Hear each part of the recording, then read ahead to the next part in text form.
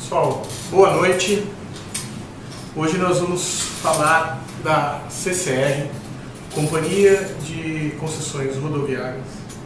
Nós vamos fazer uma análise dos seus números, uma projeção dos seus resultados para fins educacionais, para fins acadêmicos, como parte do nosso curso de avaliação de empresas do MPA 11 e do INSPER.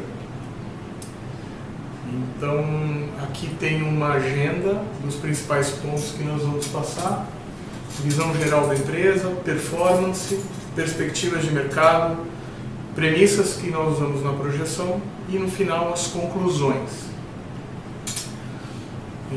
Mais uma vez, atenção, que esse relatório não foi elaborado por profissionais certificados e ele é só para fins acadêmicos e não deve ser usado como tomada de decisões de investimento. Então vamos lá, pessoal. Falando da CCR, a Companhia de Concessões Rodoviárias, ela é uma empresa fundada em 1999, o seu controle acionário aparece ali na tela. São 3 famílias que detêm cerca de 45% da empresa, que é o bloco de controle.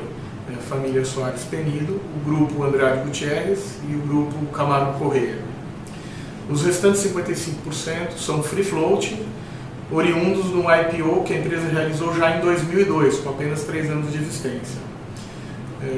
Se a gente olhar o gráfico PIX ali também, aquele gráfico maior, a gente vai ver um destaque muito grande para a quantidade de estrangeiros que detêm ações que são negociadas em bolsa, essas chamadas de free float. Olhando um pouquinho mais o histórico da CCR, em 2002, como é o primeiro círculo que aparece aqui, ela já fez o seu IPO diretamente no novo mercado. A empresa se orgulha muito dos seus parâmetros de governança corporativa e logo ela nasceu com os ativos que os acionistas já detinham e depois ela iniciou uma onda de aquisições e participações em leilões de concessão, principalmente de rodovias. Esses leilões eram mais centralizados no estado de São Paulo e um pouco depois no estado do Paraná. Então, a gente pode ver aqui uma série de concessões que foram adquiridas. A gente tem ali os círculos azuis, são essas obtenções de leilões de concessão, e os vermelhos são as empresas que foram adquiridas.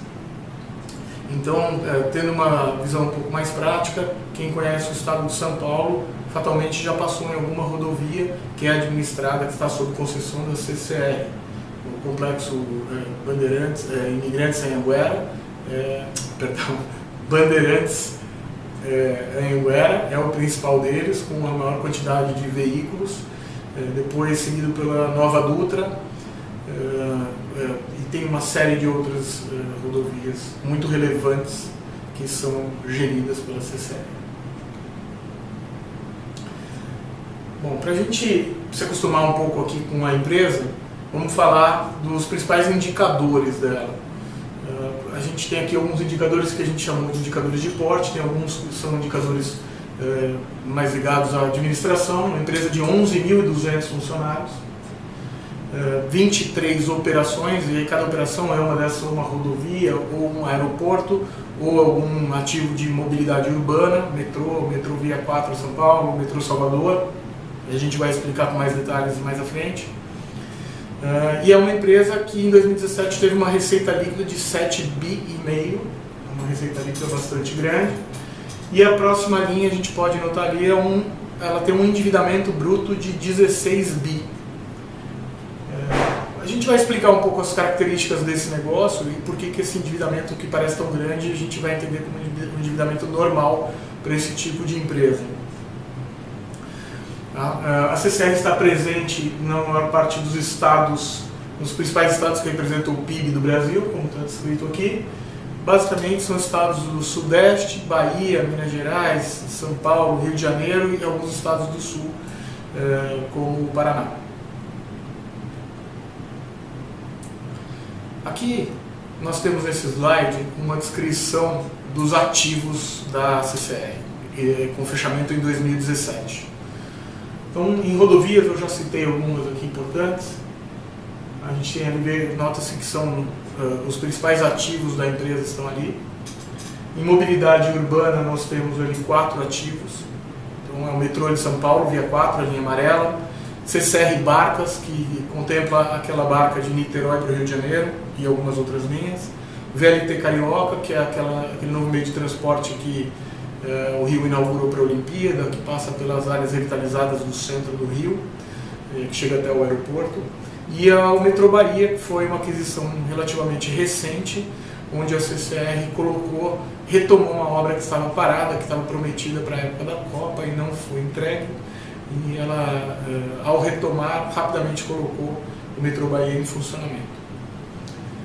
No setor de aeroportos, a CCR começou de forma internacional, adquirindo participação nas concessões de Quito, São José na Costa Rica e Curaçao, e mais recentemente, ela entrou no grupo que controla o aeroporto de BH, que foi fruto de uma grande expansão, também era uma das obras ligadas à Copa, um aeroporto que teve uma grande transformação e está com bastante crescimento, o aeroporto de Confins em BH. Tem algumas outras empresas de serviço. Aqui é importante notar e ressaltar que as rodovias são o business mais maduro da CCR, é o business que mais gera caixa, que mais gera receita, enquanto que os business de aeroportos e mobilidade urbana são business mais novos, eles são desde 2012 no setor aeroportuário, por exemplo.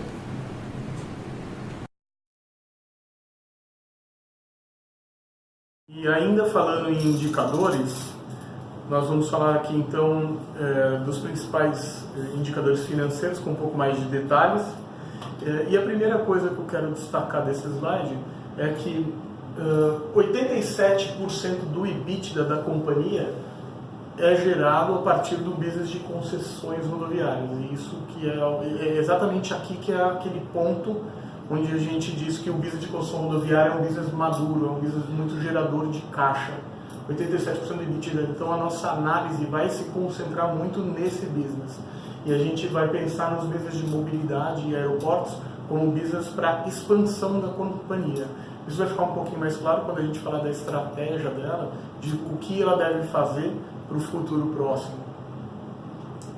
Bom, passando ali ao quadro à esquerda, falando dos indicadores financeiros, temos em 2016 e 2017, receita líquida, que já falamos, ali da ordem de 8,192, 8 bi, um EBITDA de cerca de 4 bilhões, né, é um EBITDA bastante relevante, margem da ordem ali, a gente pegando margem EBITDA ajustada da ordem de 50% e um lucro líquido de quase 1 bilhão e 800. Tá? Um ponto que é relevante também, que vai aparecer na análise muitas vezes, é que quando nós olhamos a receita líquida, ela vai excluir uma linha que se chama receitas de construção. Isso é uma linha contábil. Ela é uma contrapartida aos custos de construção. Só que eles são valores muito altos. E por isso que a gente vai excluir das projeções. Elas não são recorrentes, não são receitas nem custos recorrentes que vão aparecer nos próximos anos. Então nós não vamos projetá-los. Tá? Só para ter uma ideia, as receitas de construção são da ordem de 3 bi.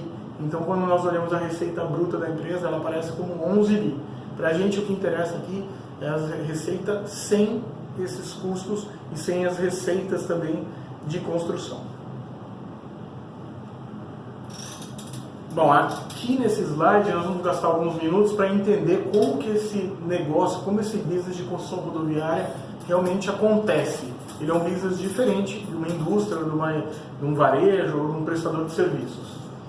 Basicamente, um contrato de construção rodoviária é negociado num leilão e em D0 até um prazo, que é o que a gente chama de prazo de concessão, que geralmente é da ordem de 20 anos. Ao entrar no leilão, a proposta da empresa, da empresa que quer obter essa concessão, ela vai incluir, além da tarifa, a quantidade de investimentos que vai ser feita no primeiro momento. Não necessariamente construção da rodovia, mas expansão das pistas,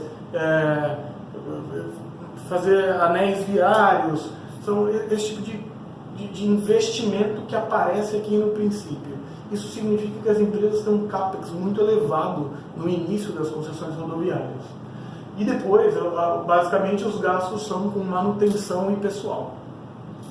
Por outro lado, avaliando as receitas que estão aqui para cima, as receitas de pedágio elas são crescentes porque elas são corrigidas por um índice inflacionário, que é também negociado aqui em D0, e eventualmente pode ter uma receita acessória, um complemento de algum investimento não previsto, e pode haver também o que as concessionárias chamam de reequilíbrio. Reequilíbrio é nada mais do que uma solicitação da concessionária ao poder concedente daquela rodovia para que seja feito algum tipo de pagamento ou compensação em forma de prazo de concessão, que é o mais normal. Então, um exemplo, a Bandeirantes acabou de fazer ali na região de Jundiaí, na verdade foi na Anhanguera, foi feito um anel viário enorme, um conjunto viário para ligar a cidade de Jundiaí com uma série de viadutos. Isso está sendo solicitado um reequilíbrio com um prazo adicional de concessão, que é o que deve ser, como eles devem ser contemplados. Dificilmente a concessionária recebe o reequilíbrio na forma de um ajuste adicional de tarifa, até porque isso tem um impacto muito grande para os usuários. Bom, o resumo está ali então, a mais à esquerda, é um setor intensivo em CAPEX e é um setor sujeito a alguma insegurança jurídica / política. Isso já aconteceu no estado do Paraná, onde teve interferência e os contratos de reajuste anual não foram cumpridos. Tá? Quais são as vantagens da CCR nesse sistema, nesse environment? Ela tem uma alavancagem operacional muito alta porque os seus ativos são muito maduros. A maior parte das rodovias que ela detém a concessão, ela já detém há algum tempo e o nível de investimento é baixo, ou seja, a maior parte dos ativos da CCR já está nesta fase, com menores custos. Além disso, a CCR fez um IPO, um follow-on em 2017, onde ela captou 4 bilhões de reais. Uma empresa com um caixa muito robusto e é uma alta capacidade de investimento. Além do caixa robusto, ela também tem essas outras empresas, né, das demais concessões, nessa fase, então ela gera muito caixa e tem esse caixa oriundo do IPO. Então, se ela tem a necessidade de fazer novos investimentos, se ela quiser comprar novos leilões, comprar outras empresas, ela vai ter uma capacidade muito, muito grande frente aos seus concorrentes. E quais são as desvantagens da CCR? E esses são os pontos que foram muito relevantes no nosso valuation. Baixa duration dos seus ativos. Bom, se por um lado é bom que os ativos da CCR já estejam nessa fase, porque eles não demandam esses custos adicionais aqui no início, por outro lado, os contratos de concessão estão perto do fim. E esses contratos vão ser renovados? Não sabemos. A gente vai fazer uma análise de concorrência daqui para frente, no próximo slide, e a gente vai entender qual a capacidade da CCR de renovar esses contratos. Então, quando a gente fala em baixa duration dos seus ativos, a companhia vai passar por uma mudança em breve. Em linhas gerais, a gente vai também falar, quando falar de cada uma das concessões, mas a Autoban, que é esse sistema da Bandeirantes Anhanguera, ela representa quase 30% da receita de rodovias da CCR e vai ser, em 2027, o contrato da Autoban chega ao fim. Um outro ponto relevante, que está muito ligado a questões políticas, recentemente a CCR foi envolvida em investigações de corrupção. Essa questão reputacional, ela é muito grave para uma empresa que tem uma dívida alta, como vocês viram, de 16 bi, mas que está sempre rolando dívida. Essa empresa ela financia boa parte desse CAPEX com dívidas, com instrumentos de dívida. E essas dívidas podem ter um aumento de custo bastante relevante, já que tem uma questão reputacional muito grave envolvida, e essas investigações, ainda que no princípio, elas já impactaram o preço das ações de forma bastante significativa. Bom, aqui nosso objetivo é falar da concorrência. São 7 empresas que detêm a principal parte da malha rodoviária concedida à iniciativa privada.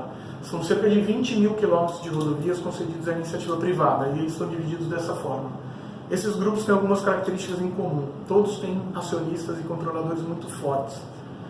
Todos esses grupos têm capacidade de investimento grande, o que isso torna a concorrência por novos ativos, novos leilões de concessão bastante acirrada. Por outro lado, existem outras empresas aqui que também estão envolvidas nas questões reputacionais de investigações de corrupção, seja no âmbito da Lava Jato, como o Odebrecht Transport, seja em outras operações, outras investigações da Polícia Federal. Algumas dessas empresas estão também com a capacidade financeira um pouco menos capacidade financeira de investimento, mas a gente tem aqui grupos muito fortes, como por exemplo o Artéries e a Eco Rodovias. A Artéries é um grupo espanhol que tem inclusive uma estratégia diferente de crescer, de obter as suas licenças, os seus contratos de concessão e leilões baseado em preço, basicamente. Tá? Naquele mapa a gente vê mais algumas das rodovias, onde elas estão localizadas, e a gente também vê os ativos de mobilidade urbana da CCR. A gente, no nosso estudo, encontrou um indicador da Associação Brasileira de Concessões Rodoviárias que mostra o quanto as concessões rodoviárias são impactadas pela economia.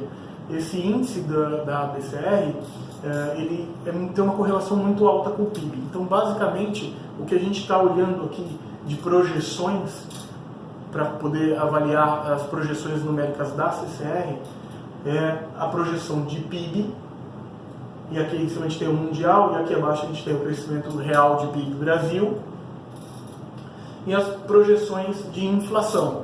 Lembra que os contratos de concessão, os preços dos pedágios, a receita da empresa, ela é corrigida por algum desses índices de inflação. Então, quando nós encontramos ali uma inflação da faixa de 4% e um crescimento da faixa de 2,5%, é isso que a gente transportou para a nossa projeção para poder fazer os fluxos de caixa futuros. Aqui abaixo eu trouxe o gráfico, uma tabela com os principais ativos que podem ir a leilão no curto prazo, ao longo de 2018. Por que isso? Aqui a gente quer mostrar como a companhia vai ter que se transformar em uma companhia de concessões rodoviárias e mobilidade urbana e aeroportos, em uma companhia mais equilibrada em mobilidade urbana e aeroportos, porque as concessões estão vencendo e o que tem para frente principalmente são concessões de outros tipos de ativos. As concessões rodoviárias estão aqui, a gente vê que algumas são pela menor tarifa, outras porque para quem oferecer o leilão é concedido a quem ofereceu o maior valor de outorga. E aqui o CAPEX estimado para cada uma dessas concessões. São CAPEX da faixa de 7 bi nas melhores e maiores, a CAPEX de 2 bi ou meio bilhão de reais.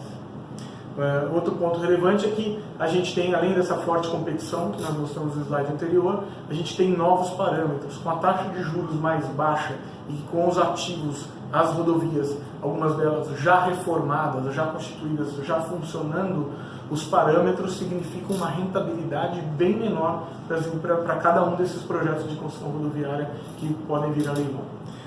E é aqui que a gente conclui, então, falando que há uma necessidade muito grande de mudança de business para a CCR.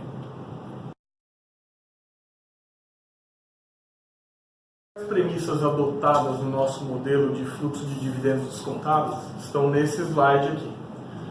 Do ponto de vista das receitas, nós temos então um crescimento maior no início que eu digo, no início da projeção, nos próximos 4 anos, por conta da alavancagem operacional inerente ao setor e com aquelas vantagens de ativos maduros que nós explicamos para a CCR. A gente não contemplou novas concessões por conta da incerteza de competição e incerteza das condições nas quais esses ativos vão vir a leilão. Nós consideramos custos operacionais proporcionais às receitas e decadentes, eles caem com o passar do tempo, conforme aquele modelo dos contratos de concessão.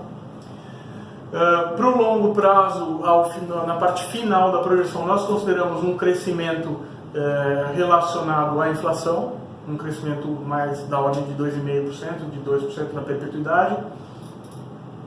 Uma necessidade de capital de giro, fizemos a manutenção do padrão histórico. O capital de giro aqui não é um ponto tão relevante na nossa análise.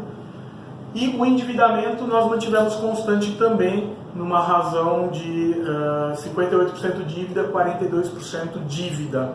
58% equity, 42% dívida. A gente manteve isso constante porque, ainda que a empresa participe de novas concessões, a gente imagina que ela participe com o mesmo formato de percentual debt equity, já que ela tem acesso ao mercado de capitais e ela tem financiamento disponível para esse tipo de coisa. Como a gente viu que a necessidade de equity é muito intensa, não faz sentido entrar com 100% equity. E por fim, e talvez o mais relevante, a perda de receita que nós estimamos com o fim das concessões, aquela perda que eu citei algumas vezes aqui, como da ordem de 30%, é uma perda muito relevante. No próximo quadro a gente vai ver em que anos que isso ocorre, e nós colocamos isso no modelo, e isso é sim um dos pontos bastante importantes na análise. O que acontece é que a empresa está diminuindo de tamanho caso ela não participe de novas concessões, caso ela não mude seu modelo de negócios e utilize mais investimentos em aeroportos e em ativos de mobilidade urbana. Para estimar o WACC, nós adotamos essas premissas numéricas: taxa livre de risco de 8%, prêmio de risco de mercado de 6%. O beta de 0,80 a gente considerou ele menor que 1, porque entende que a companhia é bastante resiliente, os seus resultados, já que eles dependem, além do PIB, também da inflação. Isso deu um custo de equity de 12,8%, um custo de dívida que nós estimamos em 115% da taxa livre de risco, considerando as últimas emissões e aumentando um pouco isso, considerando aquela questão política com a qual a empresa se depara, e nós colocamos nos slides anteriores. Isso leva a esse WACC calculado de 10%. Aqui a gente tem as projeções mais detalhadas. Vejam um crescimento maior aqui nesse primeiro período, e ali em 2023, 2024 e 2027 as perdas relevantes de receitas de rodovias por conta de fins de contrato de concessão. Destaque para 2027 da Autoban. Aqui nós temos o fluxo de caixa livre descontado para a empresa. Enfim, já terminando essa nossa análise e nossa apresentação, nós temos como conclusão desse trabalho uma recomendação de venda para a empresa, com base no modelo de fluxo de dividendos descontados. Chegamos a um valor implícito para a ação de 10,35. Considerando que em 31/3/2018, o encerramento do pregão da Bovespa, a ação foi negociada a 12,50, a gente tem um downside de 17,23% do período de um ano, já que a nossa projeção é para 31/3/2019.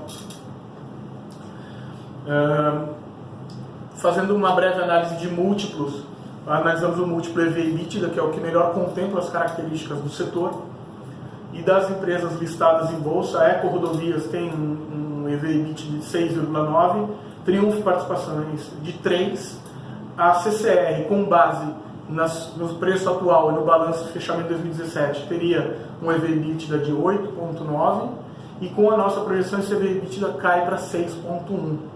Então a gente, apesar de não ter um universo muito grande de comparação de empresas, a gente entende que essas condições estão bem refletidas nesse grupo. Lembrando que TPIs, Triunfo Participações, tem também a questão da influência política, que ela também está sob investigação. Enfim, pessoal, agradecemos aí a atenção de todos. Fica aqui a nosso slide final e o encerramento do nosso trabalho. Obrigado.